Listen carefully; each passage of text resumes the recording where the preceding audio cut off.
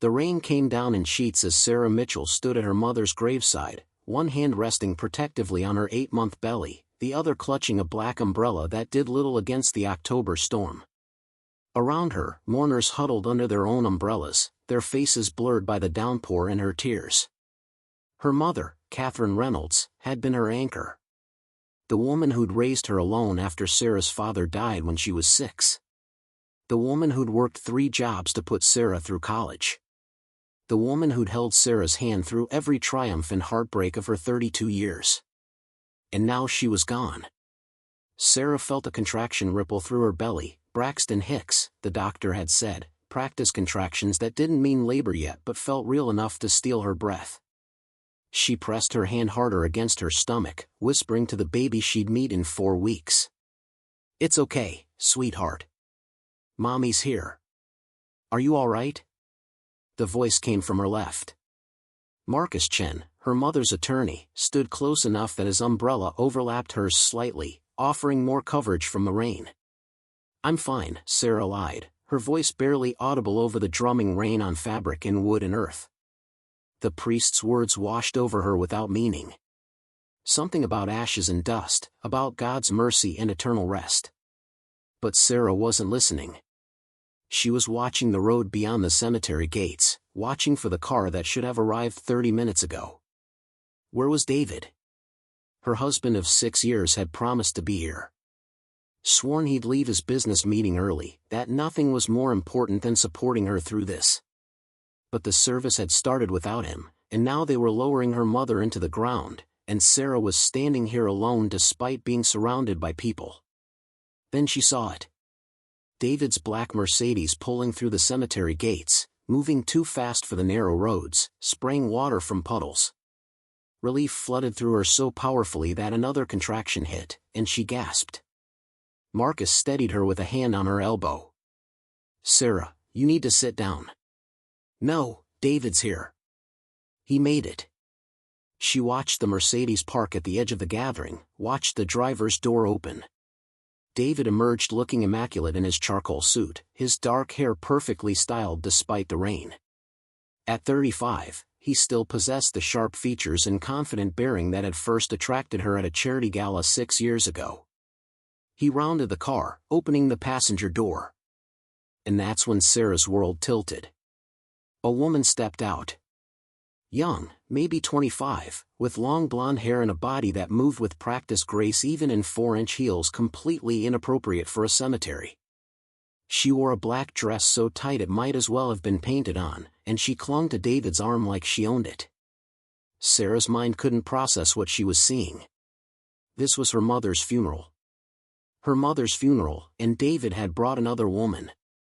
They approached the graveside together, David's hand at the small of the blonde's back in a gesture so intimate, so possessive, that Sarah felt bile rise in her throat.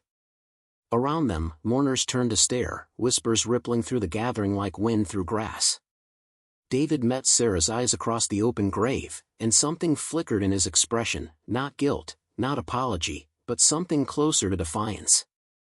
The blonde noticed Sarah too, her red lips curving into a smile that was all teeth and triumph. "Who is that?" Marcus whispered urgently. "I don't know." Sarah's voice sounded strange to her own ears, hollow and distant. The priest had stopped speaking. The entire funeral had ground to a halt as everyone watched this impossible scene unfold. David and the blonde took their places on the opposite side of the grave from Sarah, standing close together in a way that made their relationship unmistakable. Sarah wanted to scream. Wanted to demand an explanation. Wanted to cross the space between them and ask David how he could do this, how he could disrespect her mother's memory, how he could humiliate her in front of everyone who mattered. But another contraction hit, harder this time, stealing her breath and doubling her over slightly. "That's it," Marcus said firmly. "You're sitting down right now." He guided her to one of the folding chairs that had been set up under a nearby awning, away from the worst of the rain.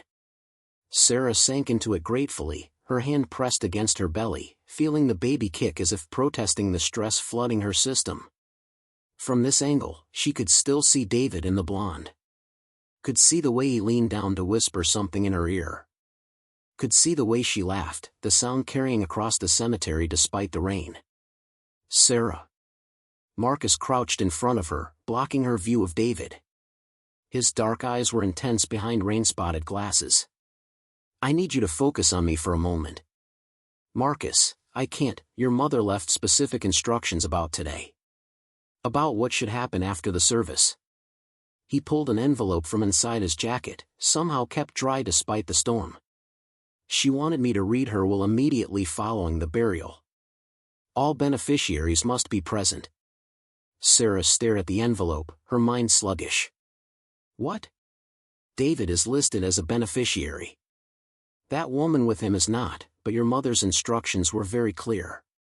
The will reading happens today, within 1 hour of the service concluding, with all beneficiaries present and witnesses she specifically named. I don't understand. Why today? Why now? Marcus's expression was unreadable. Your mother was very specific about the timing. She said you'd understand when the moment came. The priest had resumed the service, but his words were rushed now, uncomfortable. People were leaving, offering hurried condolences to Sarah before retreating to their cars. The rain was getting worse, and the presence of David's mistress had transformed what should have been a solemn occasion into gossip fodder. Sarah watched as her mother's casket was lowered into the ground. Watched as cemetery workers began shoveling dirt onto the polished wood. Each shovelful felt like another piece of her life being buried. David and the blonde remained throughout, standing together like they were the married couple, like Sarah was the interloper at her own mother's funeral. When it was finally over, when the last mourner had fled to their car, David walked around the grave towards Sarah. The blonde stayed behind, checking her phone, bored. Sarah. David's voice was calm, almost friendly, as if he hadn't just committed the most spectacular act of cruelty she could imagine. I'm sorry we're late. Traffic was terrible. Sarah looked up at her husband, rain streaming down her face mixing with tears she hadn't realized she was crying. Who is she? That's not important right now. He glanced at his watch, an expensive Rolex she'd given him for their 5th anniversary. I have a call with investors at 4, so if we could move this along. Sarah's voice rose. David, you brought your mistress to my mother's funeral. Don't be dramatic. Jessica is a colleague. She came to offer her support. Support. Sarah laughed, the sound bitter and broken. You're standing here lying to me at my mother's grave. David's jaw tightened. I don't have time for your emotional outbursts. If there's legal business to handle, let's handle it. Otherwise, I need to get back to the city. Marcus stepped forward, his voice cold with professional courtesy. Mr. Mitchell, as I explained to Sarah, Catherine Reynolds's will must be read today, within 1 hour of the service. All beneficiaries are required to attend. That includes you. Fine. David pulled out his phone. Where? The Morrison Building, 15th floor. Catherine's attorney's office. Marcus's tone made it clear this wasn't optional. I'll see you there in 30 minutes. David walked back to the blonde, Jessica, apparently, and Sarah watched them get into the Mercedes together. Watched her husband drive away with another woman while she stood in the rain, 8 months pregnant, having just buried her mother. Come on, Marcus said gently, offering his hand. My car is warm and dry, and we have things to discuss before the reading.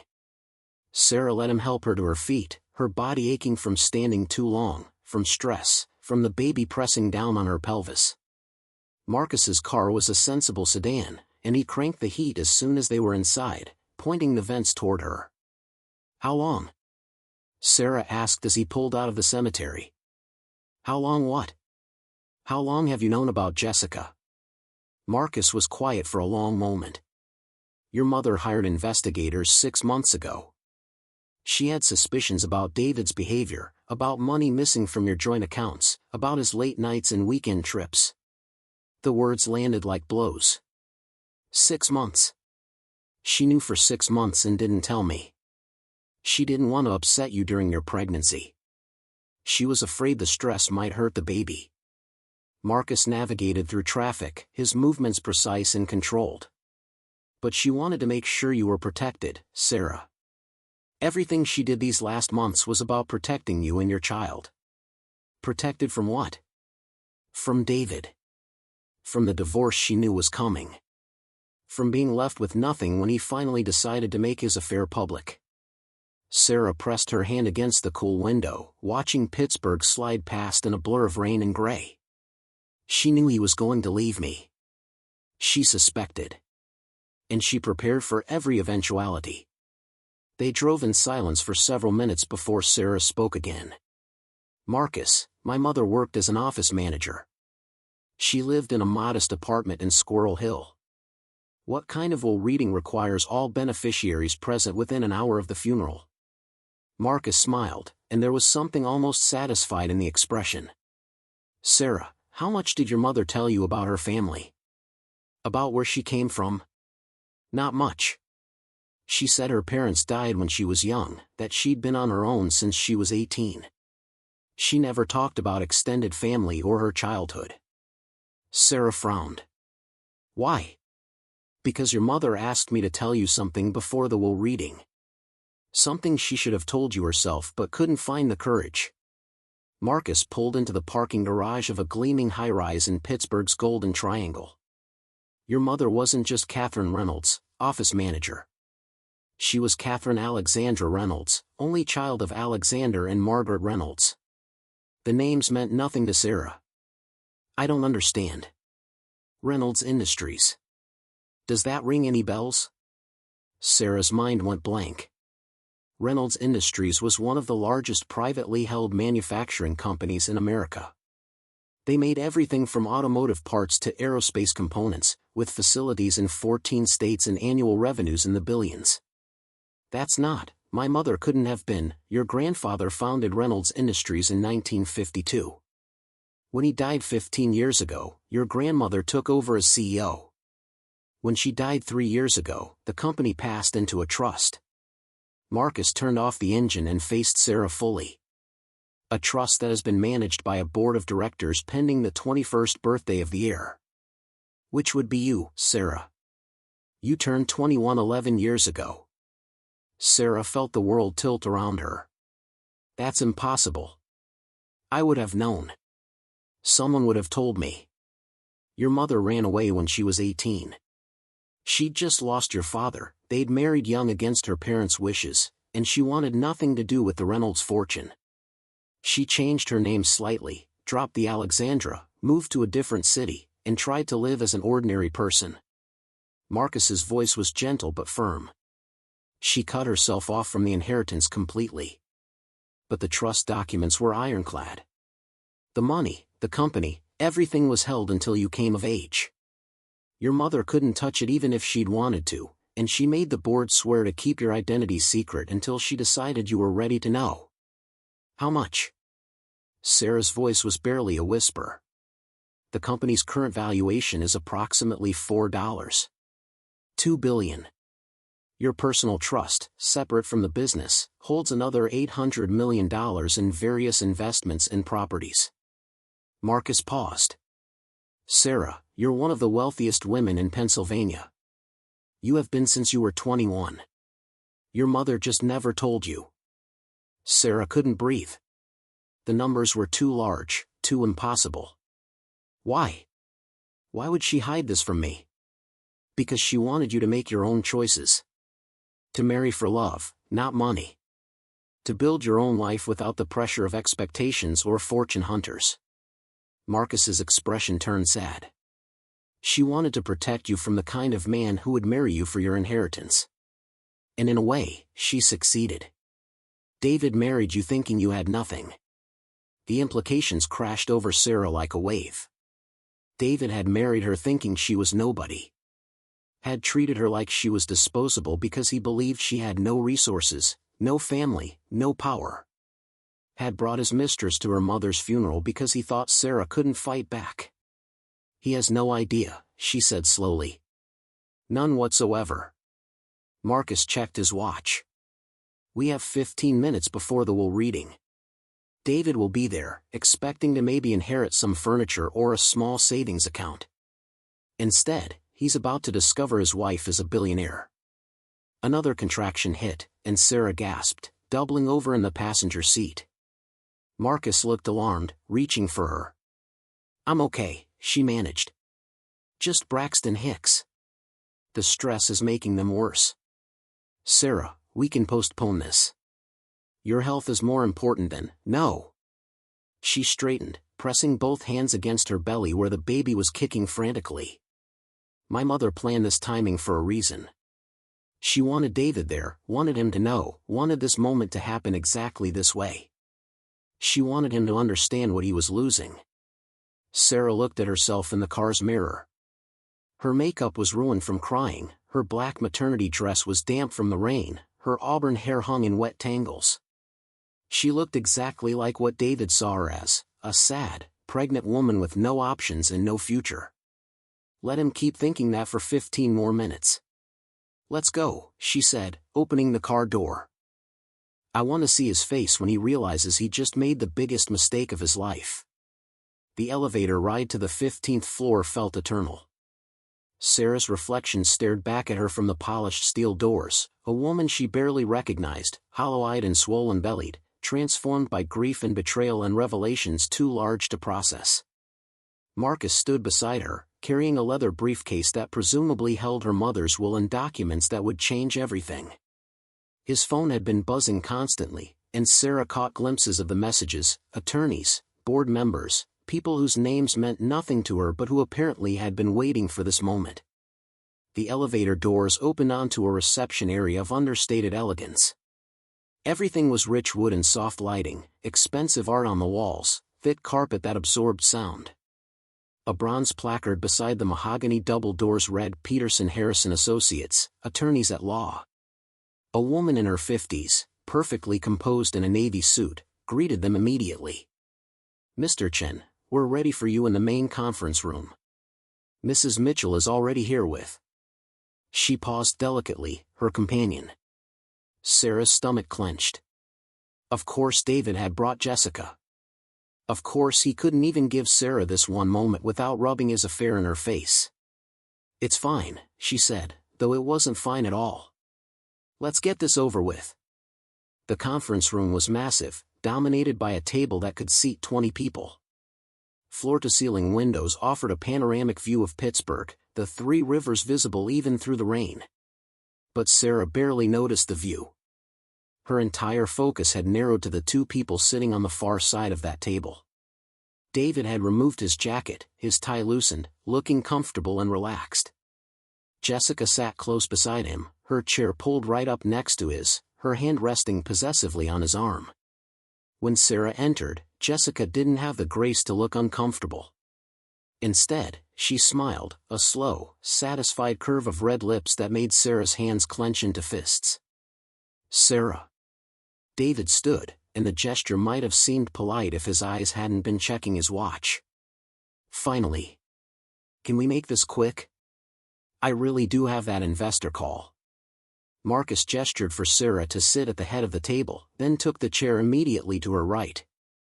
Two other men entered, one she recognized as Robert Peterson, senior partner at the firm, the other introduced as James Walsh, executor of Catherine Reynolds' estate. "Thank you all for coming," Robert Peterson began, his voice carrying the authority of 40 years of legal practice. "We're here for the reading of Catherine Alexandra Reynolds' last will and testament. Before we begin, I need to verify that all listed beneficiaries are present." He looked at Sarah, then David, then, surprisingly, at Jessica. "I'm sorry," Jessica said, her voice sweet as poison honey. "I think there's been a mistake. I'm not family. I'm just here for moral support. Actually, Ms. Hartley, you are specifically named in Mrs. Reynolds' will." Peterson's expression was neutral, professional. "You are required to be present for this reading." The color drained from Jessica's face. David looked confused, then suspicious. Sarah felt something cold settle in her stomach. Her mother had known about Jessica. Had known her name, had included her in the will specifically. "I don't understand," David said. Catherine barely knew Jessica. They never even met. Nevertheless, Miss Hartley is a named beneficiary. Peterson opened a leather folder, removing documents that looked official and final. Shall we begin? Sarah nodded, unable to speak. Her hands rested on her belly, feeling the baby shift and kick, as if her child could sense the tension in the room. Peterson cleared his throat and began to read. I, Catherine Alexandra Reynolds, being of sound mind and body, do hereby make this my last will and testament, revoking all previous wills and codicils. Let it be known that this document was prepared with full knowledge of my impending death from pancreatic cancer, and every word contained herein reflects my deliberate wishes for those I leave behind. Sarah's breath caught. Pancreatic cancer. Her mother had been dying, and Sarah hadn't known. All those doctor's appointments her mother had mentioned, all those times she'd looked tired or pale, it had all been real, and she'd hidden it. Mom, Sarah whispered, tears streaming down her face. Why didn't you tell me? Marcus placed a gentle hand on her shoulder. She didn't want you to spend your pregnancy worrying. She wanted to protect you for as long as she could. Peterson continued reading, his voice steady and calm despite the emotion filling the room. To my beloved daughter, Sarah Catherine Mitchell, I leave the following. First, my personal effects, including all jewelry, photographs, and items of sentimental value contained in my apartment at the time of my death. Second, I leave you the truth about your heritage, which Marcus Chin has been instructed to reveal to you prior to this reading. Sarah felt David's eyes on her, sharp and calculating. He'd picked up on something in Peterson's tone, some suggestion that this was more than a simple estate distribution. Third, I leave you Reynolds Industries, including all shares, assets, and controlling interests in said company. You are hereby appointed as CEO and chairman of the board, effective immediately upon my death. The company's current valuation is $4.2 billion. The silence that followed was absolute. Sarah heard the words but couldn't process them. Behind the numbers, behind the corporate titles, was the reality that her mother had built or maintained or somehow controlled an empire worth billions. David stood up so abruptly his chair fell backward. That's impossible. Catherine was an office manager. She lived in a 2-bedroom apartment. She drove a Honda. Mr. Mitchell, please sit down, Peterson said calmly. We're not finished. David remained standing, his face flushed with anger and confusion. Jessica's mouth had fallen open, her carefully maintained composure cracking. Fourth, Peterson continued, I leave to my daughter my personal trust fund, currently valued at approximately $800 million, including the following properties: the family estate in Sewickley Heights, the residence in Naples, Florida, the Manhattan apartment, and the vacation home in Aspen, Colorado. All properties are to be transferred to Sarah's name immediately, free and clear of any encumbrances. Sarah couldn't breathe. $5 billion. $5 billion in 4 homes in a company with 40,000 employees. The numbers were too large to be real. This is a mistake, David said, his voice rising. Some kind of fraud. Catherine Reynolds didn't have money. If she did, why did Sarah work as a teacher? Why did we live in a modest house in Shadyside? None of this makes sense. Actually, Mr. Mitchell, it makes perfect sense, Marcus said quietly. Catherine wanted her daughter to marry someone who loved her for herself, not for her fortune. Someone who would cherish her when she had nothing, who would treat her with respect and dignity regardless of her bank account. The implication hung in the air. David's face went from red to white. You failed that test spectacularly, Peterson said, his voice colder now. Which brings us to the next portion of the will. To David James Mitchell, I leave the following: absolutely nothing. You are hereby disinherited from any and all claims to my estate, to my daughter's inheritance, or to any assets acquired during your marriage to Sarah. You can't do that, David sputtered. We're married. I have rights to community property. Sarah's inheritance is half mine under California law, Pennsylvania law, Marcus interrupted. Sarah has been a legal resident of Pennsylvania for the past year, which you would know if you'd been paying attention to anything other than your affair with Ms. Hartley. David's eyes widened. You have no proof of an affair. Actually, Peterson said, pulling out another folder, we have extensive proof. Credit card statements showing hotel rooms. Phone records showing thousands of texts and calls. Private investigator reports documenting your meetings with Ms. Hartley going back 18 months. Witness statements from colleagues who observed your relationship. Would you like me to continue? Jessica had gone very still, her hand dropping from David's arm. She was looking at him with something approaching panic, as if only now realizing the magnitude of what they'd done. But none of that matters, Peterson continued, because of what happens next in the will. To Jessica Marie Hartley, I leave the following, a cashier's check for $50,000 and my sincere hope that it was worth it. He slid an envelope across the table. Jessica stared at it like it might explode. What I mean by that, Peterson continued, reading from the will, is that Ms. Hartley has been conducting an affair with my daughter's husband for 18 months. During that time, David Mitchell has spent approximately $175,000 of marital assets on gifts, trips, and accommodations for Ms. Hartley. The $50,000 I leave her is meant to compensate her for services rendered, as it appears she has effectively been operating as a professional mistress. Jessica's face went crimson. How dare you? The alternative, Peterson said calmly, is that we pursue civil litigation against you for alienation of affection, enticement, and criminal conversation. Pennsylvania is one of the few states that still recognizes these torts. We have evidence, we have witnesses, and we have a plaintiff who has been substantially harmed by your actions. The $50,000 is Ms. Reynolds' way of being generous, of giving you a chance to walk away without being destroyed in court. Jessica grabbed the envelope and stood up, her chair scraping loudly against the floor. This is insane. David, tell them, sit down, Miss Hartley. Peterson's voice was sharp now. We're not finished with you yet. Jessica sat, but her hands were shaking. The will continues, Peterson said, with specific instructions regarding David Mitchell and Jessica Hartley. It is my wish that my daughter Sarah immediately file for divorce from David Mitchell on the grounds of adultery, fraud, and financial malfeasance. I have provided her attorneys with all necessary evidence to support these claims. Furthermore, I have made arrangements for David Mitchell's employment situation. David's face had gone gray. What does that mean? What arrangements? It means, Marcus said, standing and walking to the windows, that Reynolds Industries owns controlling shares in Mitchell & Associates Technology Consultants. Your company, David. Or rather, your former company. As of this morning, the board voted to remove you as CEO and terminate your employment for cause. The words seemed to hit David like physical blows. He staggered back, gripping the table for support. No. That's not, you can't, we can and we did, Marcus replied. Your company's biggest clients are all Reynolds Industries subsidiaries.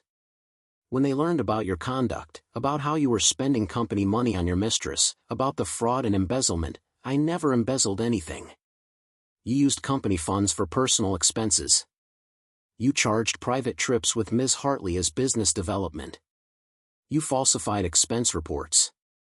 Marcus's voice was relentless. That's embezzlement, David. And now your former board is deciding whether to press criminal charges or simply let you go quietly. Sarah watched her husband crumble, piece by piece, and felt nothing. No satisfaction, no vindication, just a cold emptiness where her love for him used to live. There's more, Peterson said. The will specifically addresses the matter of David and Sarah's marital home in Shadyside. The property was purchased with $200,000 provided by Catherine Reynolds as a wedding gift. David was under the impression it was a down payment loan, but it was actually a gift with specific strings attached. What strings? David's voice was barely a whisper. That the property would revert to Sarah's sole ownership in the event of divorce caused by David's adultery. The title was structured specifically to allow this. As of this morning, David, you no longer own any part of your house. David fell into his chair, all the arrogance and confidence drained from his face. He looked like a man who'd just watched his entire life explode. Furthermore, Peterson continued mercilessly, all joint bank accounts have been frozen pending divorce proceedings. All credit cards in your name that were linked to marital funds have been canceled. The car you drove here today, the Mercedes registered in Sarah's name, will need to be returned by close of business today. You're destroying me, David said, his voice breaking. Over a mistake. Over one affair, 18 months is not one mistake, Sarah spoke for the first time since the reading began. Her voice was steady despite the tears streaming down her face. 18 months of lying, of stealing, of spending our money on her, of making me feel crazy when I questioned you, of planning your exit strategy while I was pregnant with your child. She stood, her hands pressed against her belly, and walked around the table to stand directly in front of David. You brought your mistress to my mother's funeral. You stood across from me at her grave and had the audacity to look bored, to check your watch, to treat the woman who raised me like she was an inconvenience. Sarah's voice grew stronger. My mother was dying for 8 months, David. 8 months she knew she had cancer, knew she was running out of time, and she spent every minute of it protecting me from you. Building walls around me and our baby so that when you finally showed your true colors, I wouldn't be destroyed. David looked up at her, and for the first time, Sarah saw genuine fear in his eyes. Sarah, please. I made a mistake. We can fix this. We can go to counseling, we can. No. The word came out hard and final. We can't fix this because there's nothing left to fix. You killed our marriage when you started sleeping with her. You buried it when you brought her to my mother's funeral. And now you get to live with the consequences. Another contraction hit, harder than any before, and Sarah gasped, doubling over. Marcus was at her side immediately, supporting her weight. That's it, he said firmly. We're taking you to the hospital right now. No, I'm fine. It's just Braxton Hicks, Sarah, your water just broke. She looked down and saw it was true. Amniotic fluid soaked through her dress, pooling on the expensive carpet. The baby was coming, for weeks early, in the middle of her mother's will reading. Oh God, she whispered. Oh God, the baby, hospital. Now. Marcus was already on his phone, calling for an ambulance. Don't move. Just breathe. David stood up, reaching for her. Sarah, let me help, don't touch me. Her voice was ice. Don't you dare touch me. Jessica was gathering her things, clearly desperate to escape this disaster. David looked between her and Sarah could see the calculation in his eyes.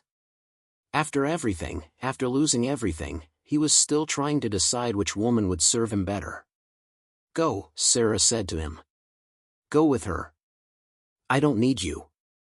I don't want you. My baby doesn't need a father who would do what you've done. Sarah, please, that's my child too, is it? Marcus's voice was sharp. Because according to the timeline of your affair with Miss Hartley, you were already sleeping with her when this baby was conceived. Are you certain you're the father? The accusation hung in the air. Sarah knew it was true, she'd never been with anyone but David, but watching him process the doubt, watching him wonder, gave her a savage satisfaction.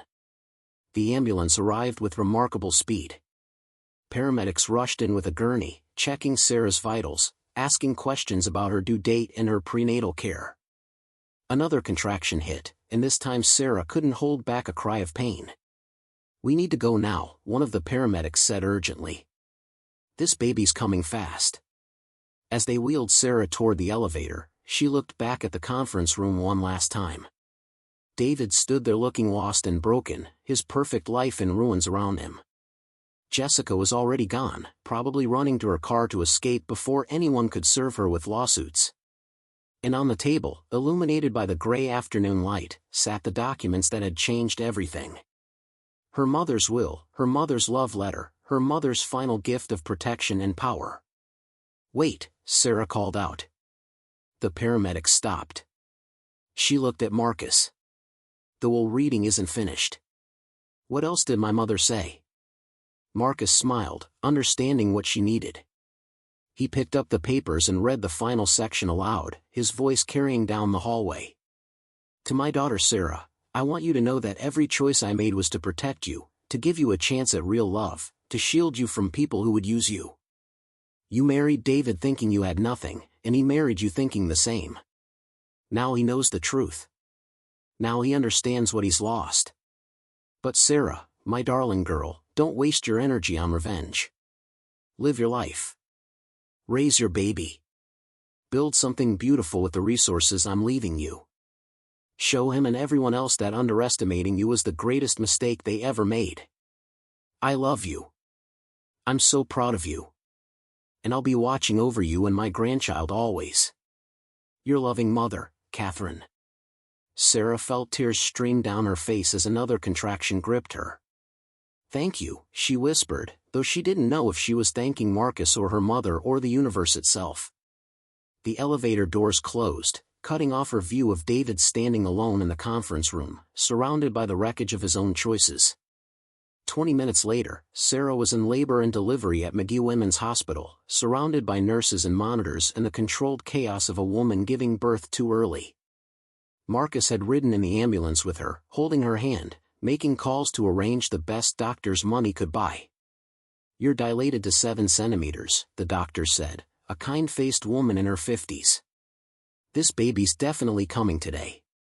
How are you feeling? Like my entire life just exploded, Sarah gasped between contractions. But I'll survive. That's the spirit. The doctor checked the monitors. Heart rate looks good. Everything looks good, actually, despite the early arrival. You're strong, Sarah. You and this baby are going to be just fine. 6 hours later, at 11:47 p.m., Sarah Catherine Reynolds was born. 6 pounds, 3 ounces of perfect, screaming life, with her mother's auburn hair and eyes that would probably be green like her grandmother's. Sarah held her daughter and wept, for her mother who would never meet this child, for the marriage that had died, for the life she'd thought she was living that turned out to be a lie. But also for the future stretching before them, bright with possibilities she'd never imagined. She's beautiful, Marcus said softly from the doorway. Catherine would be so proud. She knew, Sarah said, looking down at her daughter's perfect face. My mother knew I'd be doing this alone. That's why she timed everything so perfectly. So I'd have the money, the resources, the power to protect myself and my baby before David could destroy us both. A nurse knocked and entered looking uncomfortable. Mrs. Mitchell? There's someone here asking to see you. A Mr. Mitchell? Sarah's jaw tightened. Tell him no. Tell him he's not welcome here. He says he has rights as the father, he has no rights until we establish paternity, Marcus interrupted smoothly. Which we'll be doing through legal channels. For now, Mrs. Mitchell wants no visitors except approved family members. After the nurse left, Sarah looked at Marcus with gratitude. Thank you for everything. For being here, for supporting me, for, your mother asked me to watch over you if anything happened to her, Marcus said. It's an honor, Sarah. She was an extraordinary woman, and you're her daughter in every way that matters. Over the next week, while Sarah recovered in the hospital and bonded with her daughter, her entire world rearranged itself. Teams of lawyers descended, handling the divorce proceedings with ruthless efficiency. David's assets were frozen, his company stripped from him, his reputation destroyed as news of the affair spread through Pittsburgh's business community. Jessica Hartley took the $50,000 and disappeared, last seen boarding a plane to Los Angeles. Word on the street was she'd been blacklisted by every reputable agency in town after the scandal broke. And Sarah? Sarah began learning what it meant to be Catherine Reynolds' daughter. She met with the Reynolds Industries Board, toured the facilities, started understanding the empire her grandfather had built and her mother had protected. The Sewickley Heights estate turned out to be a mansion with 12 bedrooms, sitting on 15 acres of landscaped grounds. Sarah had it completely redecorated and secured, creating a fortress where she and her daughter could live safely, surrounded by staff who'd been loyal to the Reynolds family for decades. 2 months after the funeral, Sarah stood in her new home office, her daughter sleeping in a bassinet nearby, and opened the last letter her mother had left her. This one had been sealed with specific instructions: only open when you're ready to move forward. The letter was handwritten, her mother's familiar script filling 3 pages. My dearest Sarah, if you're reading this, you've survived the worst. You've learned the truth about your heritage, faced David's betrayal, and brought my beautiful granddaughter into the world. I wish I could be there to hold her, to see your face when you realized your own strength. I know you're angry with me for lying to you all these years. For hiding who I was, where I came from, what I had. But Sarah, I wanted to give you something I never had, a choice. I was born into the Reynolds fortune, and everyone who looked at me saw dollar signs instead of a person. Every friendship was suspect, every romantic interest potentially calculated. I never knew if people loved me or loved my money. It made me cynical and afraid. When I met your father, I was 19 and desperate to escape. He was a construction worker, completely outside my world, and he loved me without knowing my last name meant billions of dollars. We ran away together, got married in Vegas, and I thought we'd live happily ever after in our modest life. Then he died, and I was pregnant with you, and I had to decide, go back to the Reynolds fortune or stay in the life I'd built. I chose to stay hidden. I wanted you to grow up normal, to make friends based on who you were, to fall in love with someone who saw you, not your bank account. David failed that test. He saw you as convenient, comfortable, safe. Good enough for now but not worth fighting for when something shinier came along. And when I learned about his affair, when I realized he was planning to leave you, I knew it was time to activate the protections I'd been building. I spent my final months ensuring you'd be safe. That you'd have resources, power, security. That David would face consequences for his cruelty. That you'd understand your true worth goes far beyond any dollar amount. You are brilliant, Sarah. You are strong and kind and capable of extraordinary things. Being a Reynolds doesn't change who you are, it just gives you tools to become who you're meant to be. Raise my granddaughter to know her worth. Teach her that money is a tool, not an identity.